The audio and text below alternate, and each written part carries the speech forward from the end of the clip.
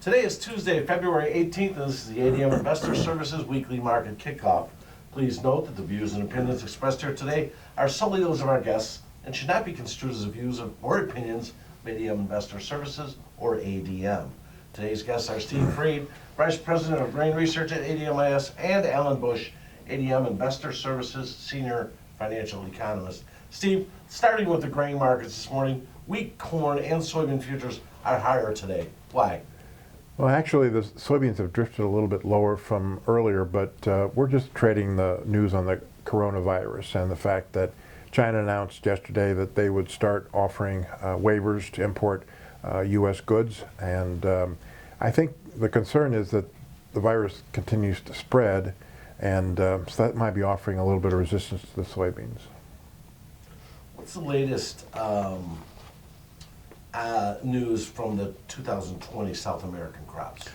Right now, they're all record. I mean, the crops, private guessers have put the soybean crop in Brazil record high, 125 million tons, and the corn at 100 million tons. They just revised upward the Argentina bean crop to 54 million tons and corn to 49 million tons. So, you know, these numbers will compete for U.S. exports.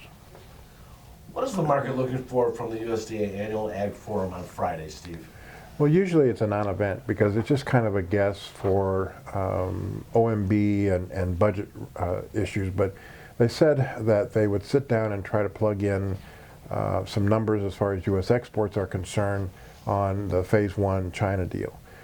In February, they kind of punted and really didn't do too much as far as the World Outlook Board is. But the main thing, I think, is that they're going to show that this prevent plant acres that didn't get planted last year because of the wet spring will go back into production, and they should show at least higher corn and soybean wheat carryouts for 2021. Steve, this time of year, people start talking about corn or soybeans. What's the current advantage or disadvantage for Central Illinois farmers, anyway, to plant corn or soybeans in 2020? You know, at current prices and using trend yields and the cost of putting something in the ground, soybean farmers will net out $524 profit, corn farmers $460 profit.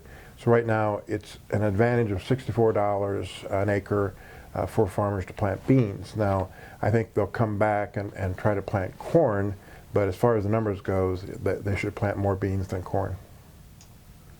Turning toward the financials, Alan, the U.S. dollar advanced to a 4-month high today, and the euro currency is at a 3-year low. Will these trends continue? Yes, I think they will continue, and it appears that interest rate differential expectations are very much favorable to the dollar and very negative to the euro currency. In addition, we had some negative numbers out of the Eurozone today with an investor's sentiment index coming in very weak. So yes, these trends will continue, and I'm still looking for the next objective in the dollar index at the 99.50 level. Alan, some of our viewers are following the precious metals market. So I have a question for you. What is the technical outlook for both gold and silver futures? Well, today, both gold and silver broke out of a congestion pattern. And this is a pattern that started in the first week in January. So there are very clear breakouts to the upside in both gold and silver and on heavy volume. To me, that would suggest that higher prices are likely for both the precious metals. Lastly, stock index futures maybe being weighed down somewhat by the coronavirus. They're a little bit lower today, but overall stock index futures have been performing very well. What's your outlook for U.S. stock futures? Well, it was just last week that we did see some new record highs in the U.S. stock index futures, and of course today the coronavirus very much a dominant influence taking the indices lower. But the longer-term outlook that I have is still very bullish, and I'm still holding on to my belief that we will see higher prices in the U.S. stock index futures through March.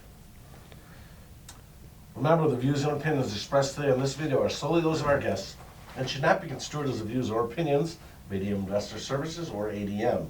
If you'd like more information about our brokerage services, would like to speak to one of our experts about managing your risks, or would like to open a trading account, please visit www.admis.com.